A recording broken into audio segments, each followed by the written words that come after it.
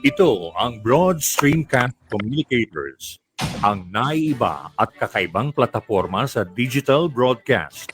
Mula Luzon, Visayas, Mindanao hanggang sa iba't ibang dako. Broad Stream Cast Communicators, ang sandigan ng sambayanan mula sa walang labis at walang kulang na pagbabalita, paglilingkod, maglalahad ng mga makabuong komentaryo at usaping pambayan para sa kapakanan ng karamihan. Broad Stream Cast Communicators, tuwirang maglilingkod ngayon hanggang sa susunod na henerasyon.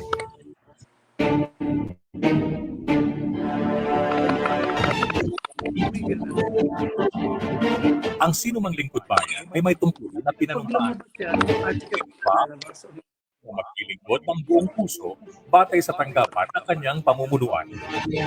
Bago ang lahat, mamamayan muna. Ito ang palatuntunang maglalahad ng mga tuwirang impormasyon upang magsilbing gabay ng ating mga nanunungkulan saan mang tanggapan ng pamahalaan para sa kapakanan ng mamamayan. Bago ang lahat, mamamayan muna. Maglalatak ng mga naangkop na payo para sa lahat ng mamamayan na umaasam ng tunay na pagbabago at kaginhawaan sa buhay. Bago ang lahat, mamamayan muna.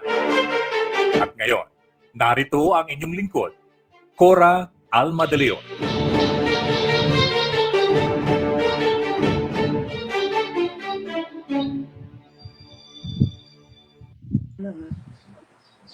Maraming salamat. Once again, we're here for our Tuesday, Thursday, Saturday program. Bago ang lahat, mamamayan. Actually, kasama natin dito, of course,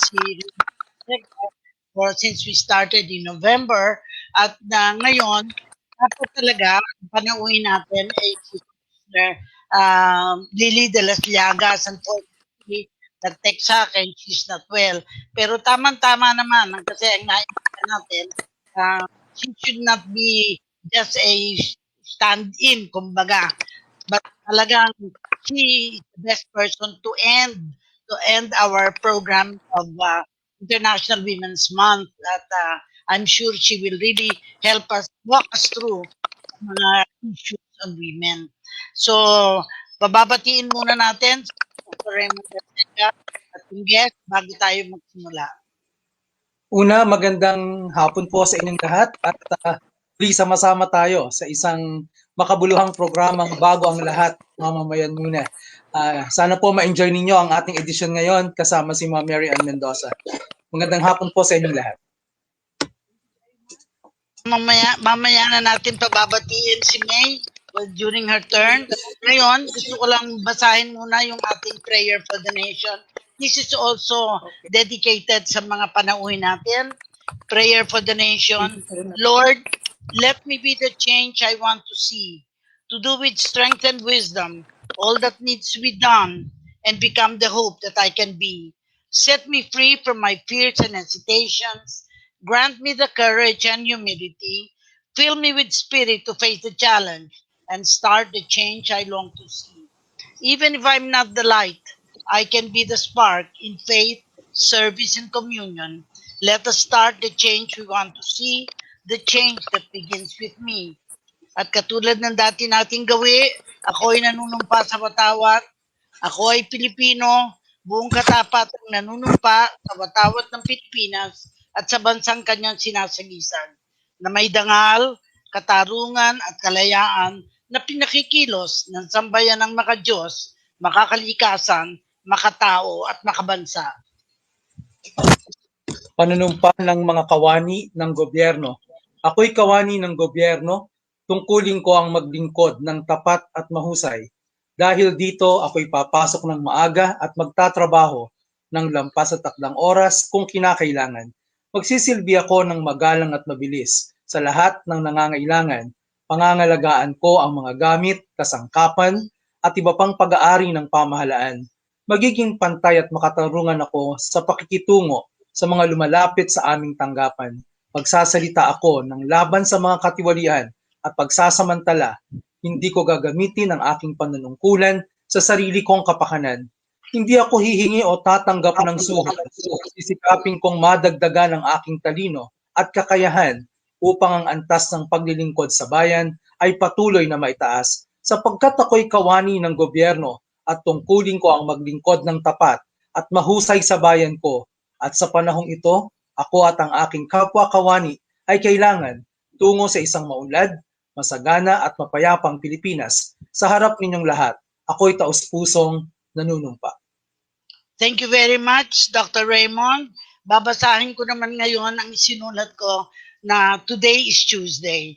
What do we choose to celebrate? Life versus death? We remember the joys more than the pain, and we believe that we can choose to better our lives together, not tomorrow, because tomorrow is another day. How do we weather the storms of this pandemic, which erodes our confidence? Confidence which strengthens us, faith more than fear. We are told that this spike will be temporary. Of course, we don't know because we certainly cannot predict the future. But there is something we can all do: wish each other. We wish each other well to face all the odds.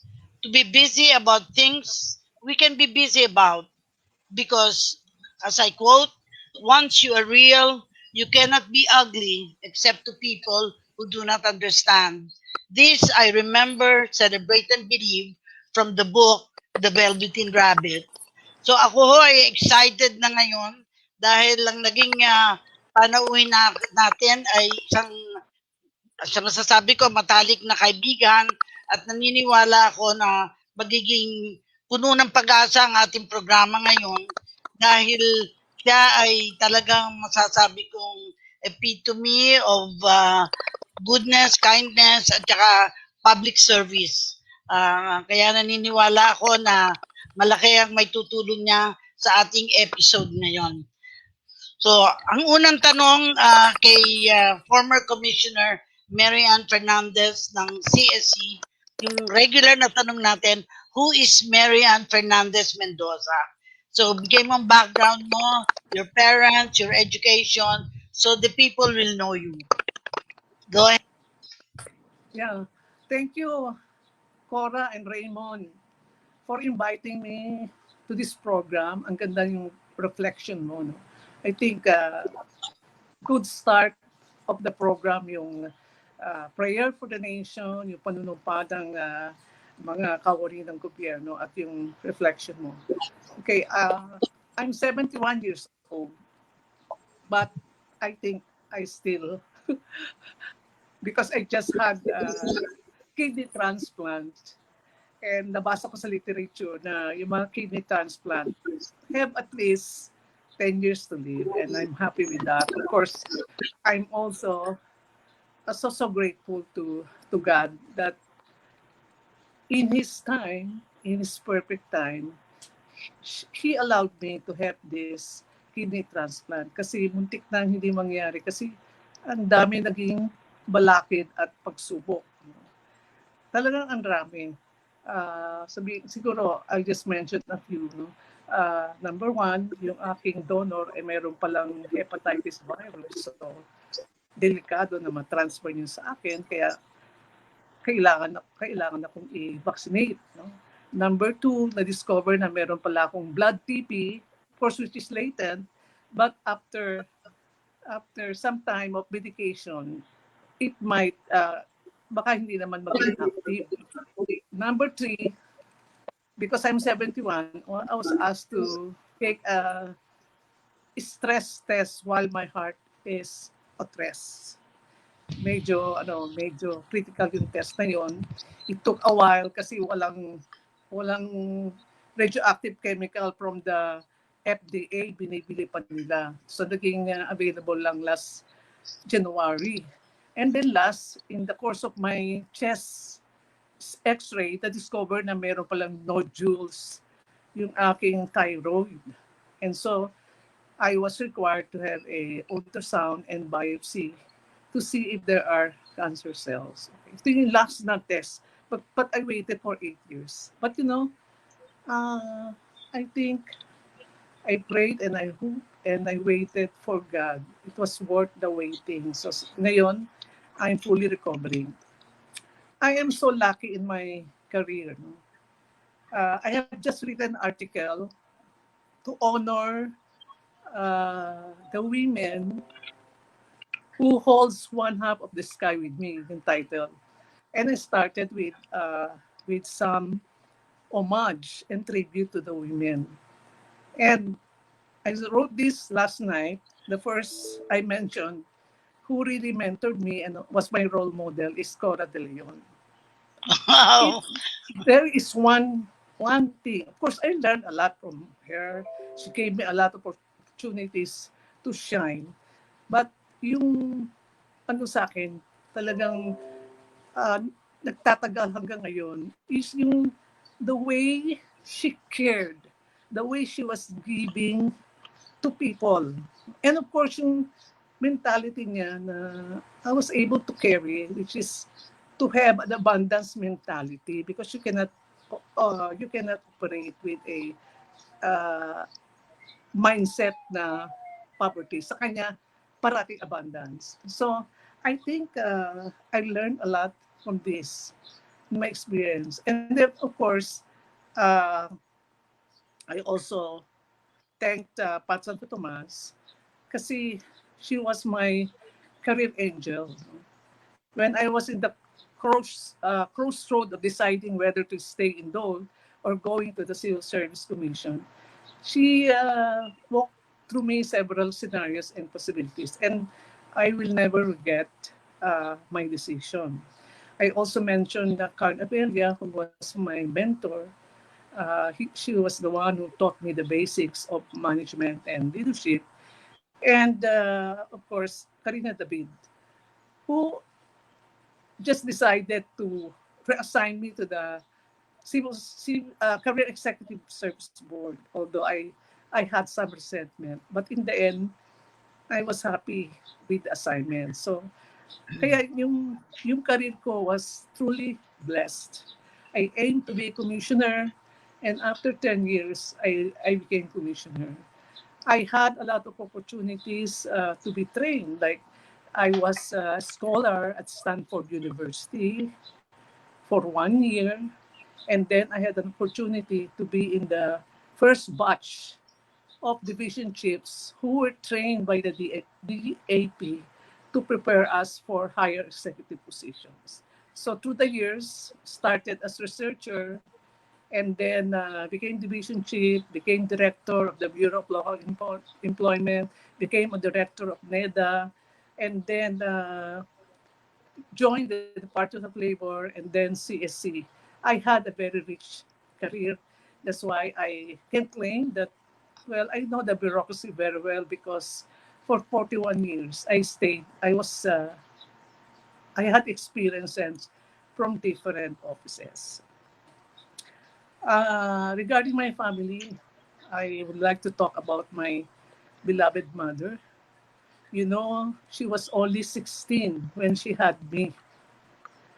And I know what kind of situation that she was in during that time where society was very harsh for a girl child like her.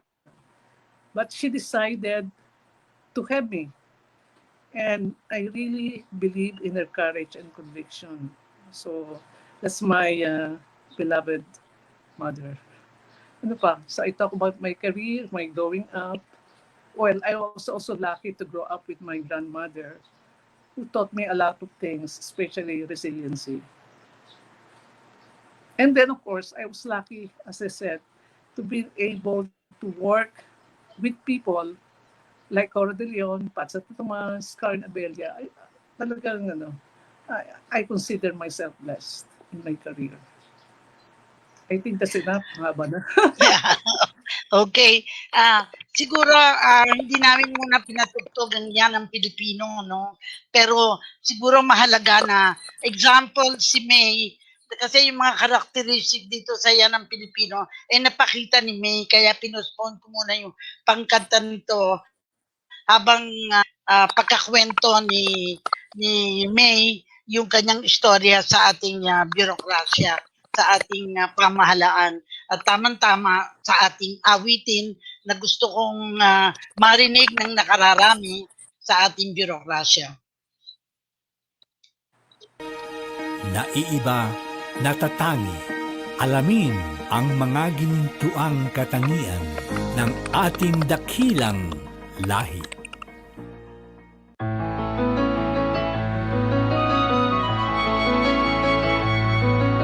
Iba-ibang ating pinagmulahan, sa iisang bayang sinilangan. Mga islang biyaya sa pinagpala, likha ng isang Diyos o bathala. Tinataglay ang dakilang yaman, sa ating binigay ang perlas ng silangan. Gintong lupa't karagatan, kay gandang kalikasan, ito'y sasagipin pangangalagaan. Yan ang Pilipino, mapalad ang lahing ito, likas ang talino, kailangan ng mundo ang Pilipino. Mapagmahal ang lahi ko, may tapang malasakit, kaming mga Pilipino. Mapalad ang lahing ito, likas ang talino, payabunin natin to, ang Pilipino. Mapagmahal ang lahi ko, masipag malikhain, yan ang Pilipino.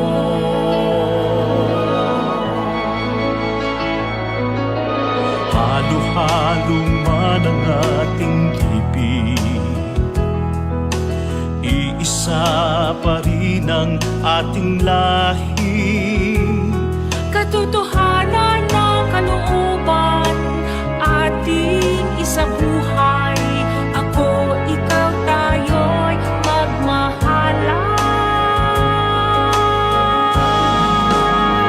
Yan ang Pilipino, mapalad ang lahing ito, likas ang talino, kailangan ng mundo ang Pilipino. Mapagmahal ang lahi ko, ay tapang malasakit, tabing mga Pilipino. Mapalad ang lahing ito, likas ang talino, payabungin natin ko ang Pilipino. Mapagmahal ang lahi ko, masipag malikhain, yan ang Pilipino. Mapalad ang lahing ito, likas ang talino, kailangan namin ang Pilipino. Mapagmahal ang lahi ko, ay dapat malasakit, kaming mga Pilipino.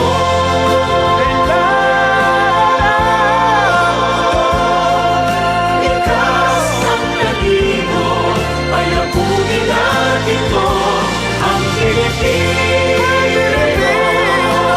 Isa ang lahi, halo-halo man ang libig, yan ang Pilipino.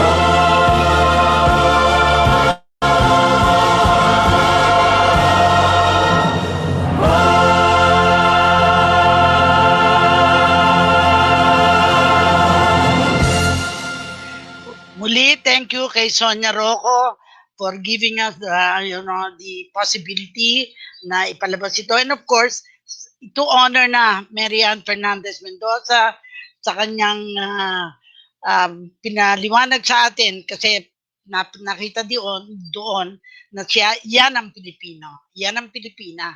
Kaya, na-mention niya kasi yung International Women's Year. Tama-tama, Women's Month, we actually finish tomorrow. Kaya yung programa nito is the last of the season na we all had women.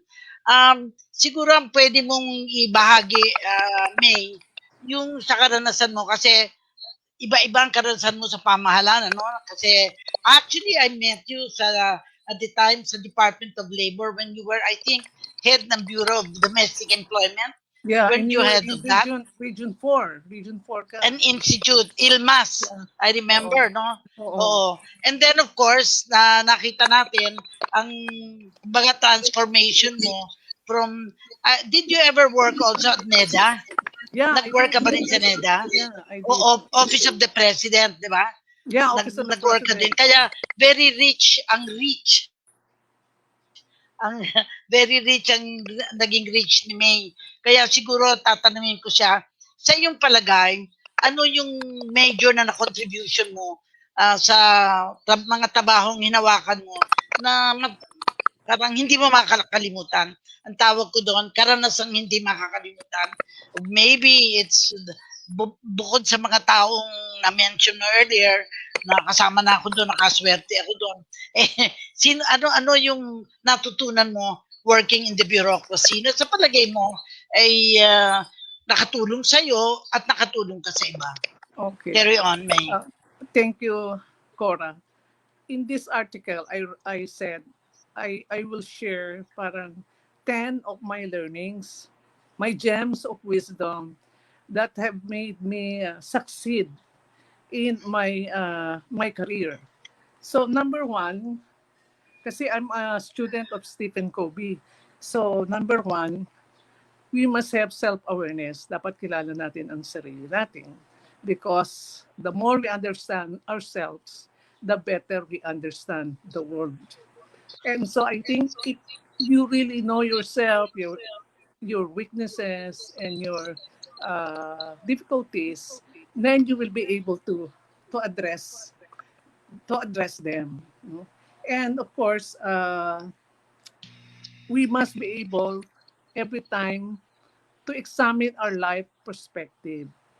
We must know what is important to us, how do we see the world, and how do we see our future, because our belief structures our reality. Nagaling kay, gusto ko yung quotation na yan nagaling kay Jean Houston.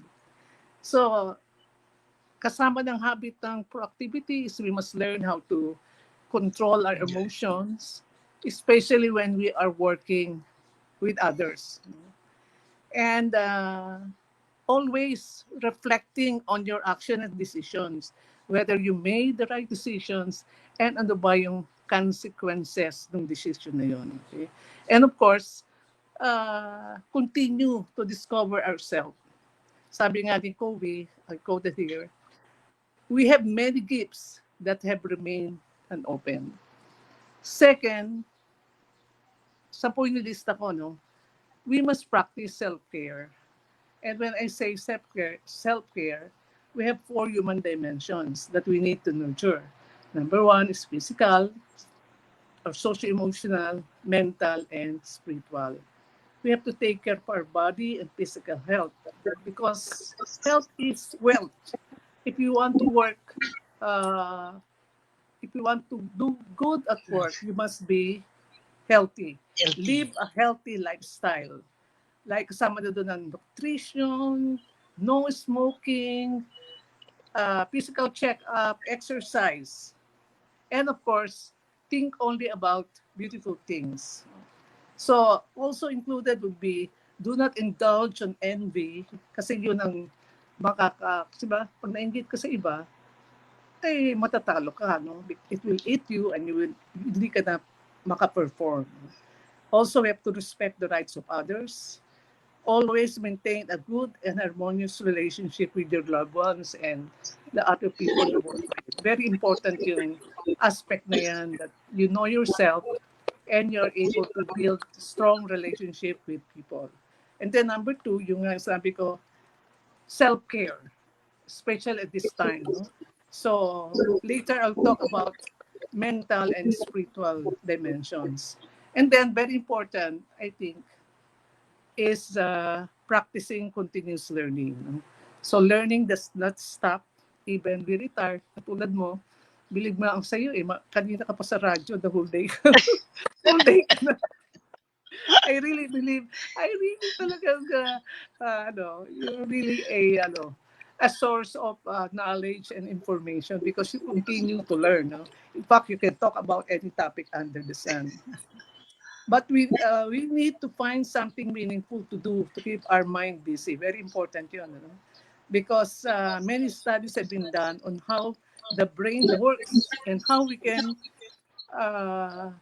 rewire our brain.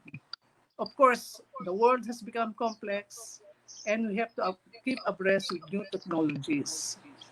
And so, when I worked at the Office of the President, medyo, syempre, Office of the President, so I really had to set for myself high standards. No?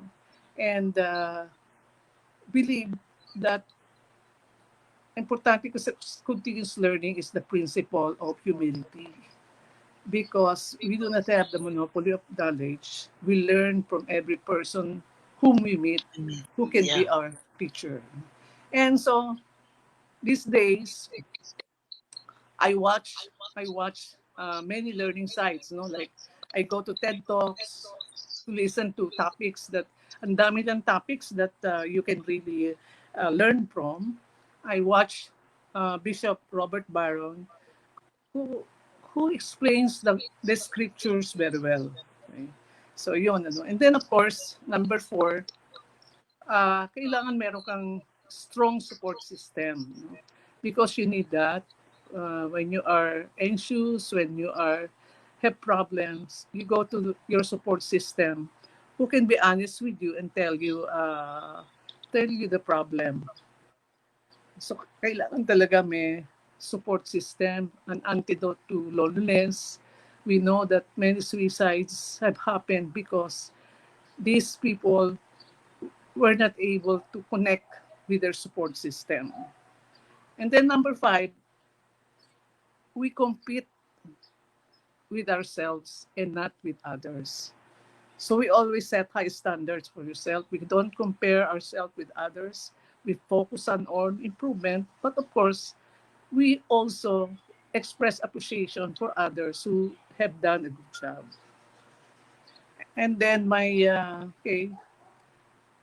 always number 6, always maintain a happy and positive disposition and be hopeful. I think I don't need to explain this. But my number 7 says we have to be honest, truthful, and ethical. I think this is required for all government employees. Honesty is still the best policy. Do what is right and ethical. Walk your talk. And through time, you build your reputation, credibility, and character. We have to be fair and show no favoritism among our subordinates. We have to listen to them. And then, I also, one of the things that I do is I always draw inspiration from others, like from you, from Pat, from my favorite saints like Teresa de Avila, Saint Therese of the Child Jesus, and Mother Teresa of Calcutta. The most important thing that I have learned from Saint Therese de Avila is her very powerful perspective that everything shall pass.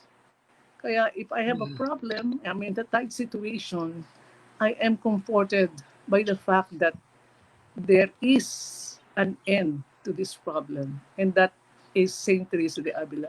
And every time I think about that, yung prayer niya which says, do not be afraid, let nothing disturb you. Everything shall pass, only God suffices. Pag dinasal ko na yun, I feel comfortable and uplifted. And I know that there is a solution to my problems.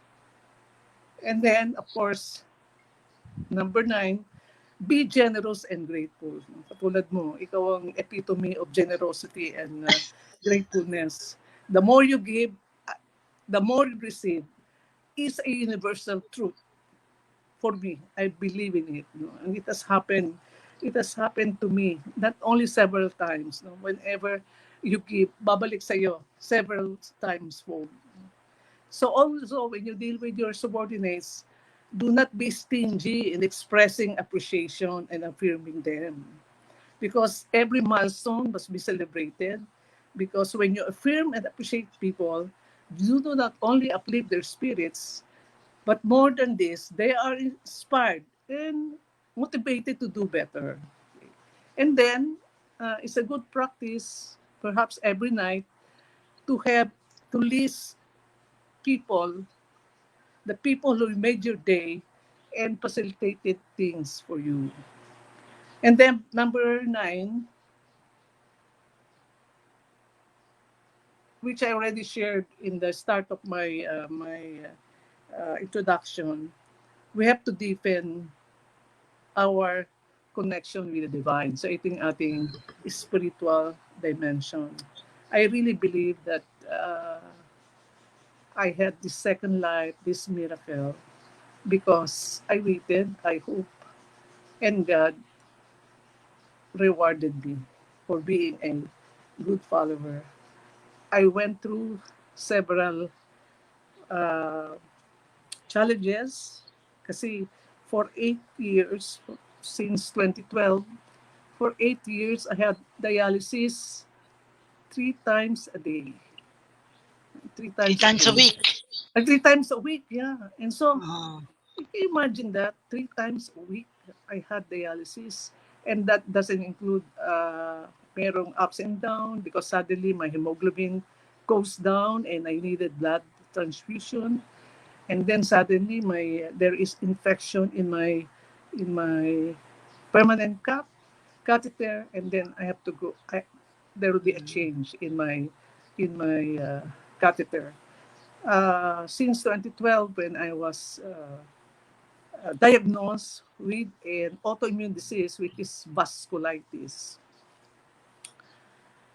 which is an infection of the blood, inflammation of the blood veins. So I stayed in the hospital for almost 40 days, parang 40 days ni Jesus Christ. And second hospitalization ko, I went through a process of debriding. No?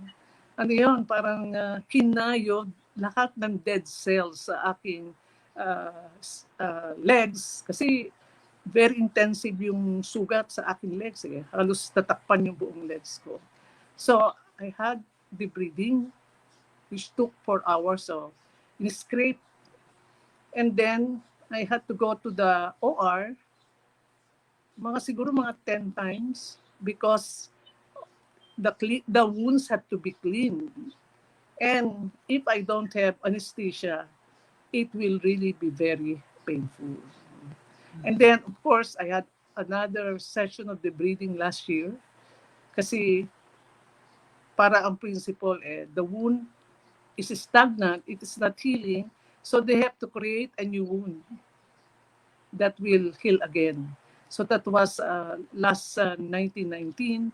And, God's grace, nag-heal naman yung wound noong 2020. Kaya I was ready for Katie then. But again, I met new challenges. But here I am now.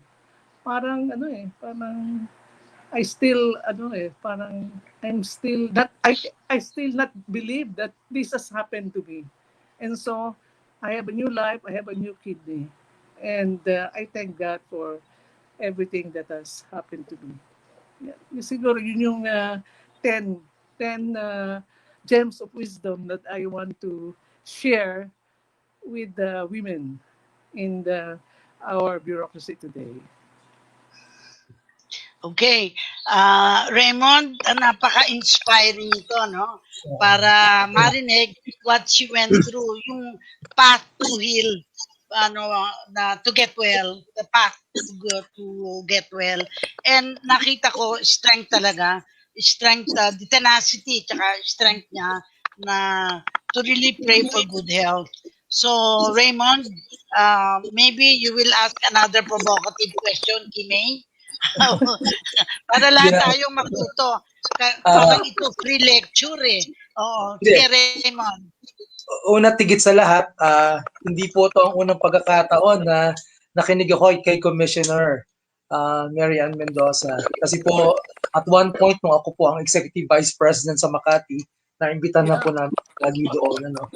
Pero bago ko po itanong kay Commissioner, gusto ko lang pong batiin at nakikinig po sila ngayon ang 6 na kababaihan na binigyan ng parangal ng Lyceum of the Philippines University bilang dangal ng Pilipina 2021.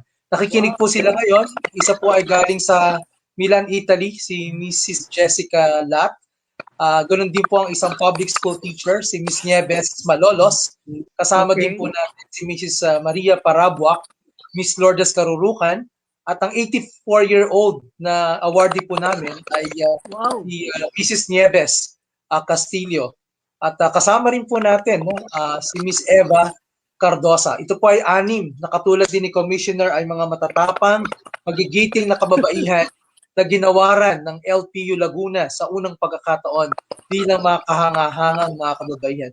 At kung nakikinig po sila ay parang napaka-inspiring po ng sinabi ni Commissioner. Sa edad na 71, makikita niyo po si Commissioner na parang walang bakas no ng kung ano man ang nangyari kundi pag-asa sa mga darating na panahon. Kayo na po yata ang isa sa kilala kong pinakamatapang na babae sa bureaucracia. Ano po? Ang aking pong tanong, Commissioner, dahil kayo po ni Secretary ay nasa civil service naman sa matagal din na panahon at matagal-tagal na din po kayo naglunsad ng programa para sa mga kababaihan. Ano na po kaya ang talaga, no? O sapat na po ba yung ating mga naging programa para ma-promote ang kalagayan ng mga kababaihan? Do ngayon ho ay kami nagsiselos ng mga lalaki kasi sa buong buwan ho wala kaming pinag-usapan kundi ang mga kababaihan. Nagwawala na ho ang mga lalaki, bakit ba kami walang International Men's Month, no? Pero siguro po maganda po, Commissioner, na para sa ating tagapakinig, no? Bakit nga po ba na merong ganitong klaseng pagtingin sa issue ng mga kababaihan at ano na po ba ang impact ng mga programa nating inilunsad sa civil service o ng pamahalaan na nagpabago ng buhay ng mga kababaihan po? Marami, no? Marami. At napakaganda na there are so many initiatives that have been done for women, no?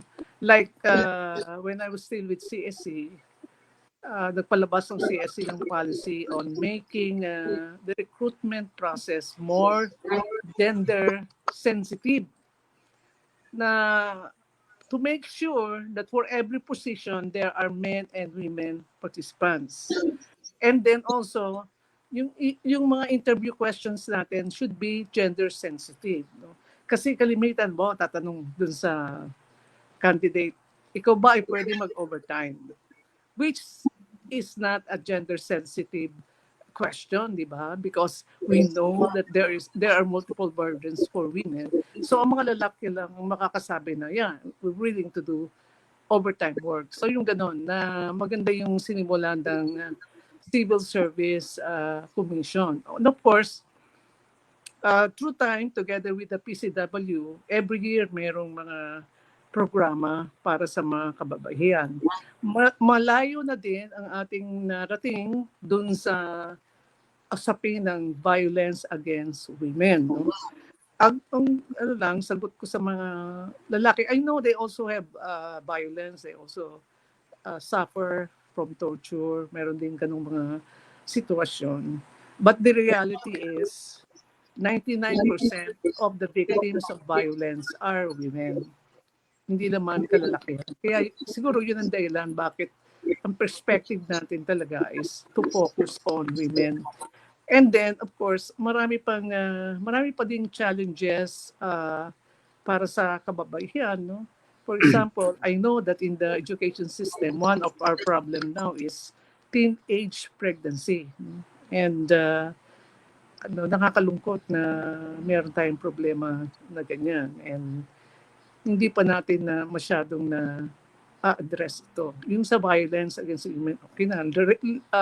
Lately, to Senator Montiveros, we now have a more favorable leave law.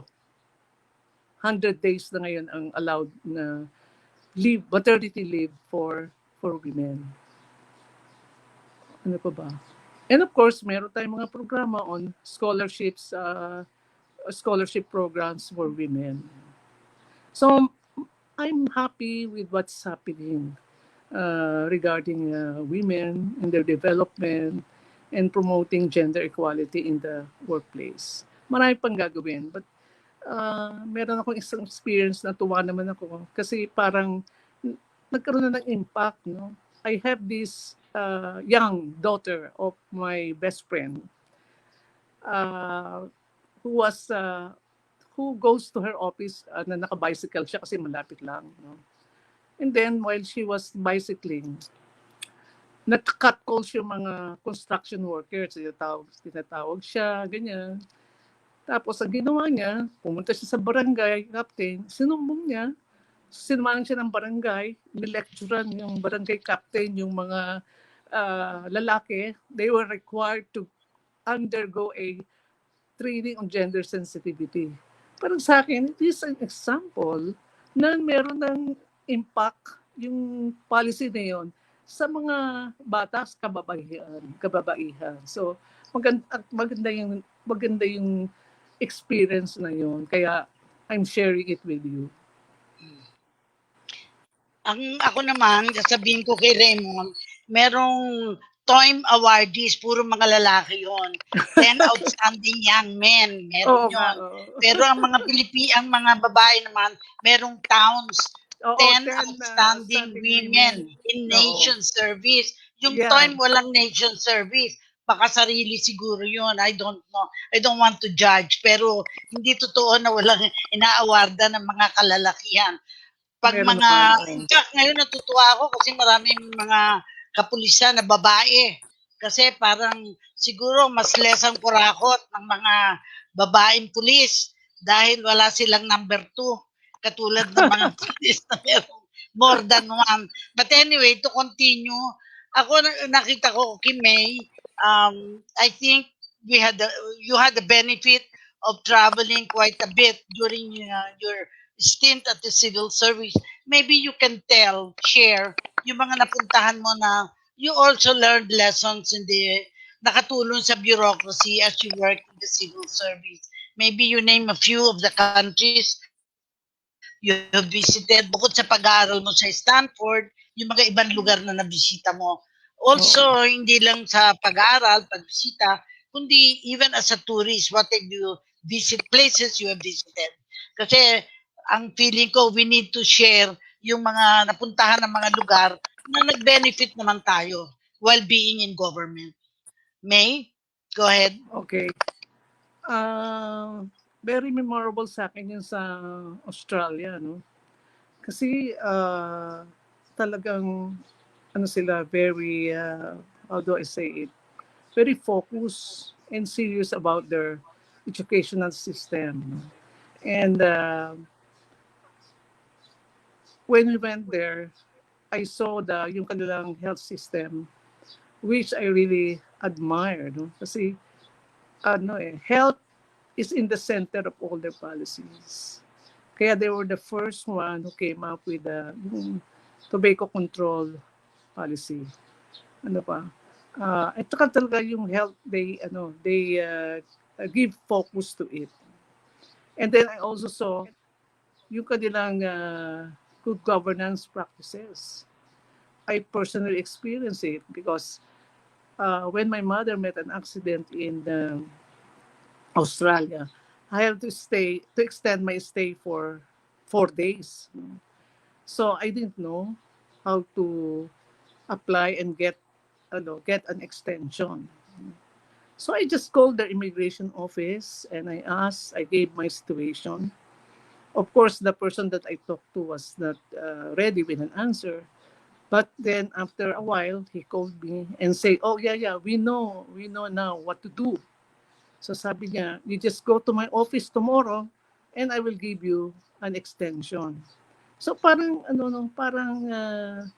ang bilis ng aksyon. And of course, nakalimutan ko na ibang mga best practices nila, pero Australia is really the model of good governance. So yung nakita ko sa Australia. Pag sinabi nila na talagang good governance, talagang totoo na good governance. Although tayo naman, we have several initiatives naman, beginning with yung Mamayan muna, hindi Mamayana, and then yung meron tayong ARTA, and then meron naman isa pang batas. So, pero lang siguro we have to keep at it. And of course, when you were in CSC, we had a training program na part ng grant ng Australia where our employees were trained on customer satisfaction kasi ito din sa area nila of expertise. So maybe yung medyo nakalimutan ko na yung Canada, but I know that Canada also helped us. So we had also a group visiting Canada and looking at their best practices in governance na marami din. Well, ako kung masusunod, gusto ko 2 oras ang programa na ito para marami pa tayong matunan. Pero time is short. Gusto ko lang mag-final statement si May and of course si Reymund before we close the program. And with the feeling na napakagandang naging hapong ito, maaaring magpapasensya na lang, baka hindi ko muna mabasa yung lahat ng nagpadala ng kanilang sa Facebook, pero asahan ninyo, hindi ko kayo makakalimutan through my own cellphone, sasagutin ko kayo. May, please go ahead and give your final remarks. Okay. Thank you, Cora and Reymund, for inviting me. Though it was a pleasant surprise for me because I was only informed by Cora, I think 1 hour before the program, but providential. I just completed writing the article, and I think one of the things that we should really do, and what I did in the article was to honor and affirm the many women in our lives who have made things possible for us. So yun ang aking maraming tumulong at maganda din yung nagtutulungan ang mga kababaihan. We don't put each other down. So yun ang I think also very important. So thank you for this opportunity. Napakaganda ng program nyo. At sana imbitahin nyo ako ulit. Without a doubt. Reymund? Una tigit sa lahat para sa ating mga tagapakinig. Ito na po ang huling araw ng ating selebrasyon ng buwan ng mga kababayan dito sa programa. Maraming pong salamat sa pagsama ninyo sa amin mula sa unang araw ng Marso hanggang ngayong araw na ito. Ito po ay pagkilala lamang kung paano po natin pinahalagahan ang mga kababaihan bilang epektibong partner para sa national development. Ano po? Kapag po nating sasayangin ang mga aral na binigay ni Commissioner, yung sinabi niya po kanina, yung self-awareness, importante po yon para sa ating lahat. Kung gusto po natin maging matagumpay siguro sa buhay, dapat alamin natin kung anong ating mga kakayanan, ang ating mga kahinaan. Maganda rin po ang binanggit ni Commissioner kanina, yung control, controlling yourself, no? Medyo mahirap pong gawin 'yon at yung pinaka-importanting sinabi niya kanina, yung continuing learning. Para po kay Commissioner, marami pong salamat sa inspirasyon na binigay niyo sa amin ngayon. Sana po lahat kami ay makaabot ng 71, ng 81, ng 91. Napakapalad po ninyo at kayo po isang inspirasyon, no, sa aming lahat. At ang kabutihan po ng inyong puso ang alam kong dahilan kung bakit kayo po ay binibiyaan ng Panginoon ng mahabang buhay at kalusugan. Tuloy po namin kayo pagdadasal, Commissioner. Ingat po kayo palagi. Thank you. Kung remarks dahil kilala ito ni Commissioner Fernandez, Kim Mabel Roa, sabi niya, may looking well, At ang sabi niya, nabura yata yung may looking well at strong after all that she has been through. She's a true medical miracle. Her life story is indeed inspiring. Yan. Sinulat. thank Ito you. naman, si Fe Aurora Franco. Ngayon lang ito nagsabi na nakinig siya. I'm just super happy watching the three of you in FB, Miss Cora, Miss May, and Chairman Raymond. A blessed Tuesday to you. First time lang itong nag-like, kaya binabasa ko. I will end with the usual, Rabindranath Tagore, favorite din ito ni May, where mind is without fear and head held high, where the world has not been broken to fragments by narrow domestic walls, where tireless striving stretch their arms towards perfection, where the mind is led forward to thee, into ever-widening thought and action, into that heaven of freedom, my Father, let my country awake. And finally, yung palagi kong kino-quote kay Edward Hale, I am only one, but I am one. I cannot do everything, but I can do something. And what I can do, I ought to do. And by the grace of God, I will do. Maraming salamat sa inyo. Again, tune in to our program, Bago ang Lahat, Mamamayan muna, every Tuesday, Thursday, and Saturday at 5 p.m. to 6 p.m. And also, you can see us on YouTube, yung ating replay dito. And follow me on Facebook at Corazon Alma De Leon. Maraming salamat sa inyo. Yung hindi ko na na-mention ang pangalan, assuring nyo sa mga darating na araw, may awa ang Diyos, ay i-mention ko na kayo. Maraming salamat.